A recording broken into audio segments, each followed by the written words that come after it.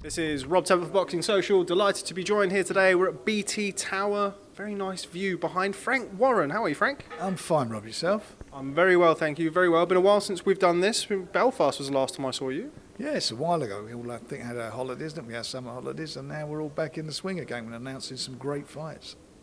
So let's talk about that. We're announcing some great fights. What are we announcing, Frank? Well, tomorrow, as you know, BT are debuting their pay-per-view channel with probably one of the best fights around.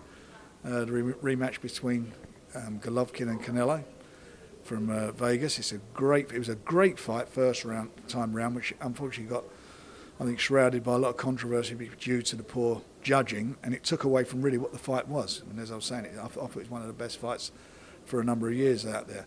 And there's a lot at stake for both the boxers, and we're privileged enough to have managed to acquire the rights and put them on BT pay-per-view. Let's just talk about that, because a lot has been mentioned about that fight with kind of the controversy. I mean, there was the judging, there was, of course, the doping. You've been around this game for a long time, Frank. I hope you don't mind me saying that. Controversy sells, does it not? Well, it does. I mean, good controversy, bad controversy, all these things help. But this fight doesn't need controversy. I mean, it's unfortunate the controversy is about the judging, the poor judging, certainly by one of the judges. And at the end of the day, it just doesn't need it. It is what it is, the fight. It's just a really good quality fight. And I'm expecting a more explosive fight than the last one. When everything's taken into account, I mean, you've had the layoff, the imposed layoff on Canelo Alvarez. Golovkin now, I think, is 36 years old, the end of a long career, both amateur and professional. Do you think that's going to play into Canelo Alvarez's favour tomorrow night? Well, a lot of good judges who I know in the States fancy Canelo. I fancy Golovkin. He hasn't had a layoff in as much as he only fights twice a year, so he's gone from one fight to being able to have a short ban to fight on the Mexican public holiday. Regarding Golovkin, he's he didn't turn pro till quite late in his career. He may become old overnight. It happened the other week with Kovalev, didn't it? Suddenly he didn't look the fighter that he was. So anything can happen in boxing, as we all know. But I think that's what's so intriguing about it. But I just feel that looking at the last fight, the fact that that he was found guilty of juicing. He's not got that. That certainly might be happening in this fight. And mentally, where's he going to be with that? Because obviously, it must have made him feel good. And give him some sort of psychological edge with him. But he's obviously not going to be doing that. So it's going to be quite interesting where he goes. And as regarding his tactics, the first fight, he fought Golovkin a lot on the back foot, and he couldn't do that. I mean, I was quite surprised, especially for a Mexican fighter. You'd have mixed him up. Who was the Mexican? But if he comes and trades with him, that's going to be an interesting scenario if he stands toe-to-toe with him. And I just feel that Golovkin should have too much for him in that department. They're both quality fighters, and it's a 50-50 match, but I do lean towards Golovkin. With this fight being on BT Sport, you have yourself a fighter, I think, middleweight, BT Sport. Billy Joe Saunders, WBO middleweight champion of the world. Obviously, all being well, and he comes through his fight against Demetrius Andrade. Is the fact that this is on BT, does that point to potentially Billy Joe Saunders facing the winner at some point next year? Well, it depends who wins. I think if Canelo was to win, I think he would avoid Billy Joe Saunders. They've got the same management as David, or same promotional company as David Lemieux.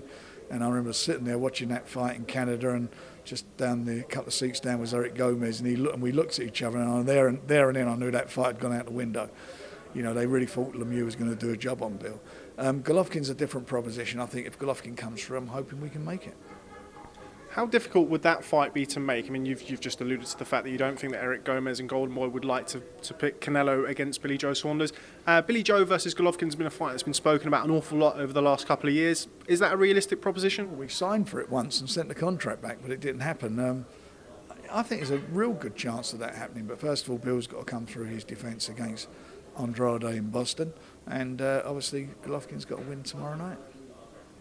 We are at BT Towers. Another fight that's been heavily rumoured to be announced at BT is Wilder versus Fury. Can you give us an update? Where do we stand on that? I mean, there seems to be a lot of talk about dates and venues and blah, blah, blah.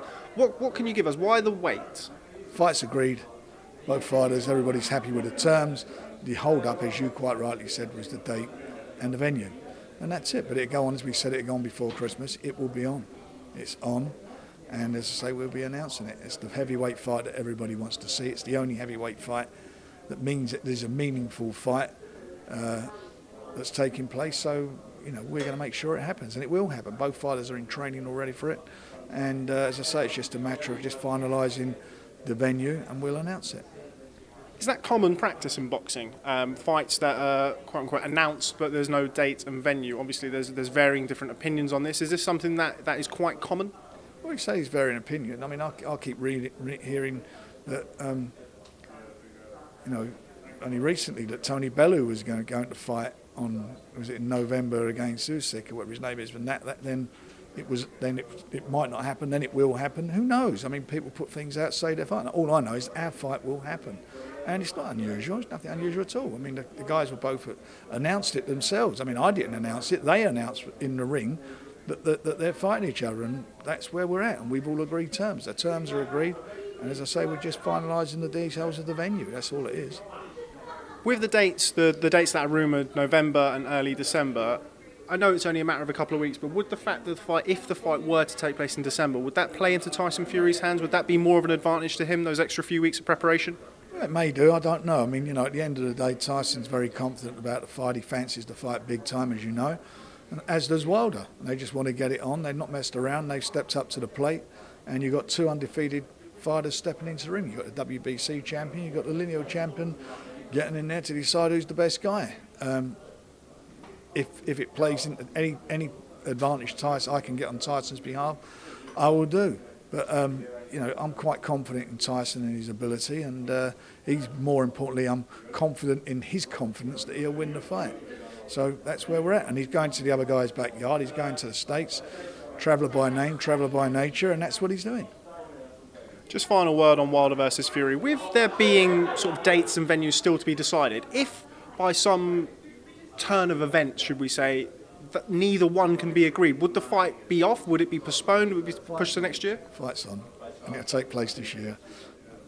With venues and such like, I mean, I think, correct me if I'm wrong, the two front runners are Las Vegas and New York. With what would be the difference between each fight? I mean, as I understand it, Las Vegas casinos are willing to put money to take fights to their casinos. What would be the difference in having a fight in, say, the Barclays Center or at the MGM? It's where it generates the most income. It's as simple as that. That's all it is, where it generates the most income. Josh Warrington, somebody we're expecting to see here today at BT Tower. His fight with Frampton also on, but we're also still waiting for a date and a venue to be confirmed for that.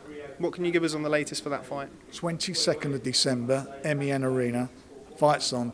Is that an exclusive to Boxing Social? Well, it is now, because I haven't told anybody else. That fight, this is quite an interesting, probably not that interesting actually. Josh Warrington and Frampton, two big guys, two massive fan bases. Frampton, I think it's fair to say, has been around that elite level for a lot longer. Was there any sort of, obviously the fight's now done, was there any kind of difficulty in negotiations with A-sides and pay splits and things like that with that fight, or was it generally pretty easy to get going? Yeah, both the guys wanted it, and we'd agreed to terms. I mean, they were in Belfast after Cole's fight, and it was announced then it was on. It's just a matter of, like all these things, it's sorting out the dates. We couldn't have two pay-per-views on in the course of a week, so with Tyson's fight and venue not being sorted out, and there we bitten the bullet, and we're going on the 22nd now, as I mentioned, of December, which without a doubt is the best domestic bust-up that can be made at the moment. That fighters will make. For the simple reason they're both live fighters. They're both top of their game. Cole's hit a real good form run now. He's looked good in his last couple of fights. And Josh, I mean, what can you say about Josh? He went out and beat the guy that everybody said was the best out of all of them in Selby. And not only beat him, well beat him in every single department. So just Rio Ferdinand bellowing out there, distracting us. Them two, we're going to get together. Down over there. That fight, December the 22nd, that's also been rumoured for a potential fight between Dillian Whyte and Derek Chisora. Just your comments on that and your thoughts on that potential clash? Well, I mean, I hope that's not going to be the case, because that's not fair on the fans, and it's the fans that matter. And it's not, we've mentioned our date many weeks ago regarding Derek Chisora. It's a decent rematch, but I mean, if I was one of them, what are they fighting each other for? They should be waiting. One of them should be fighting Joshua. That's where the big payday is from. I mean, why they keep putting them in with each other? That's what I would be doing if I was Derek or Dylan White. I wouldn't be standing for that. But having said that, I don't think Derek has signed for the fight. I mean, yesterday he was having breakfast with, I'm not going to say it was with, but he was having breakfast yesterday, and as I understand, he certainly had not signed for that fight yet. Very coy of you, very interesting, Frank. Moving away, you signed a deal with ESPN and Top Rank. Can you just explain to the layman out there, myself included, what that deal means for you moving forward? Well, it's very important for us for various reasons. Number one is ESPN's got the largest platform out there, and our fighters will get great exposure in the States. And to be working with Bob Arum and working with him, I think it's quite a bit of a privilege for us. They just done, I think it was a 5-year deal or a 7-year deal with Bob Arum, so I'm delighted we're part of that, and delighted that our fights will be shown live in the States on a channel that's great value for money. I think it's $4.50 for the month subscription, and you get various other sports like UFC, I think there's American football and whatever. There's some good stuff on it, so we're part of that, and as I say, for our fighters, it doesn't get any better than getting that type of exposure. We're not having to introduce them into the States. They'll know who they are when they go over there. First card, if I'm not mistaken, that's going to be part of that partnership is October the 6th in Leicester. I saw Leon Woodstock tweeting about that. Very funny tweet. What does it mean for guys like Leon Woodstock to have their fight shown in America, to reach this new audience? What kind of a boost would that give your stable? Well, I think for them it gives them a more of an incentive because it's a bigger market. And secondly, as I say, they can show the American market what they've got, where they are. And it doesn't get any better than that, and it's we're not starting from scratch. It's not like they haven't got any subscribers. We're starting with somebody who's got subscribers, who's are the biggest out there. So that's where we're at. We've taken our fighters to the guys who can give us the biggest platform. Another tweet that I saw, moving away from this, somebody else who is also very interested in sit-down interview with, Ajayi, was tweeting that Anthony Yarde has a fight confirmed. When can we expect an announcement on that fight? Well, I said a couple of weeks ago that we were about to announce it, and then the guy fell out of bed and got beat. Then we found somebody else. He then pulled out. So we're working on it now, and I need to announce it very quickly, and hopefully I can get it done early next week. Something that we've spoken about in the past, Anthony and Tunde both going over to watch the Sergey Kovalev-Elena Alvarez fight, as well as Dimitri Bivol versus Isaac Chilemba. With his ranking with the WBO, what kind of opponent could we expect for Anthony Yarde? Well, I want to fight somebody who's ranked and is going to give him some more experience. And obviously I want him to win the fight, but we're looking to step him up each time. And it's been a bit difficult that a couple of the guys that quite a few of the guys we've approached have just, basically, I always say there's two ways to make fights. You either price yourself out of them or blatantly say you don't want them. To say you want them and then ask for, like quite high six-figure sums to fight a guy for an intercontinental title or a European title is a nonsense. But anyway, we're working on it, and hopefully, as I say, we'll have that sorted out quick. What do you make of some of the criticism that's levelled at Anthony? His rapid rise in the rankings means that after a relatively short amount of fights, he's number one now with the WBO. By his own admission, he said to me that he'd like to face kind of like a similarly ranked British fighter. Would probably get him up for that kind of fight. As I understand it, he's not prepared, or not about to fight for a world title despite his ranking. What do you make of some of the criticism that's levelled at him for his opponent? All his last few opponents, what's been wrong with those? They've been guys who had good records. I mean, guys who've never been on the floor, and he stopped them. I mean, look, you get the criticism is out there. Sometimes is engineered. As far as he's concerned, he's as I keep saying, he's a guy who only had 11 or 12 amateur fights, and he had about 35, 40 rounds roughly of pro experience. So he needs more experience. The fact he's ranked number one, he's ranked number one. I can't do nothing about it. I don't control the rankings. They put him in at number one. Is he ready to fight for a world title yet? No, he's not. Otherwise, I'd have made a world title for him, and I made that very clear. Regarding Brits, we offered Buglioni a lot of money to fight him when he was champion, a lot of money, and he decided to go and fight McCallum, who's now fighting. Callum Johnson, who's now fighting for a world title. That's their choice. Moving away from Anthony Yarde, Daniel Dubois. He's going to be here today. He's been on his travels recently. Went over to spar with Alexander Povetkin. Tell me about Daniel Dubois. Well, he's been over there softening him up for the fight on Saturday. Softening him up for Anthony Joshua. look, it's great experience for him to go over there, to be in with a guy who's fighting at that level, and that's what it's about. Like same as Yarde, you know, they're looking for experience all the time. I'm looking to get them experience. It's all very well making fight. I want my guys, when I make the fights, for them to win the fight. It's not a peeing contest. I want them to be in a fight that they're going to win. And when I feel it's right for them to win, I don't care what some nerds saying, why are you not doing this and doing that? I'm looking after a career and building a fight. And I ain't too shy of putting my guys in a fight with each other. O'Hara Davis, as you know, is fighting against Jack Catterall. We've made all these fights. We make the fights. Look at what we're doing with our two super featherweights. They're fighting each other. So no worry about me. But I'll make the fights when I feel it's right. No one's going to force me into doing anything other than that. How beneficial is that time for Daniel Dubois out with Alexander Povetkin? He's obviously well-documented sparring sessions with the likes of Anthony Joshua, with Joe Joyce through the amateur rankings. How beneficial is that for him at this stage of his career to be sharing the ring with somebody who's going to be challenging for a world title next week? It's very much so. That's why we sent him there. He needs experience. You learn experience. And being in one of those guys, you learn it. I was seeing an interview he did yesterday where he said that his power didn't worry him. I remember he completely knocked him out badly, didn't he, David Price?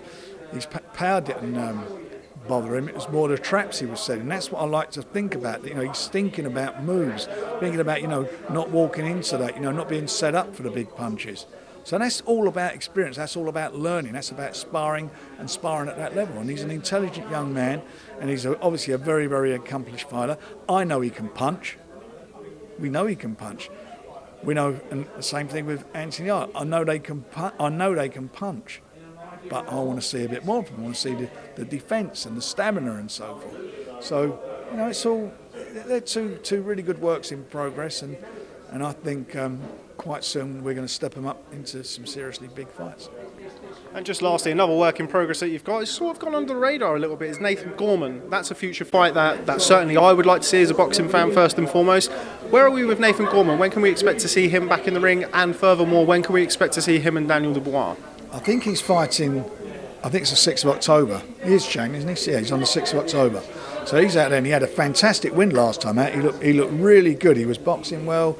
He was doing okay, and and I thought he seems to, his body's changed, his body shape's changed. Ricky's doing a great job with him. He's got a really good boxing brain. And as you say, there's a massive big fight there to make between those two. So you can imagine sometime next year, maybe it happens, we'll have a big fight. Okay, well, Frank Warren, as always, it's a pleasure catching up with you. Lots of things to come today, so I think we better get ready because we're about to have some food. Thanks very much for speaking to Boxing Social. Look forward to catching up with you soon. It's a pleasure, Rob. All the best.